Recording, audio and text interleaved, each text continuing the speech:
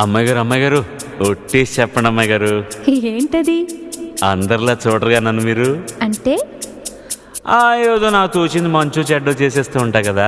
అయితే అయినా నా మీద ఎప్పుడైనా కోపం వస్తుందా మీకు? రాదులే. అంటే అంటే నేనంటే నువ్వంటే మీకెంతో నాకెంతో ఇష్టం అన్నమాట. ఇవ్వాలైనా మీరు ఏది అది అమ్మాయి గారు. చెప్పాలి ఏం కావాలో మీరు ఏదో అది అబ్బాయి గారు. నన్నే మెచ్చారు, నేనే నచ్చానన్నారు. తీరా అది అంటే ఇంకా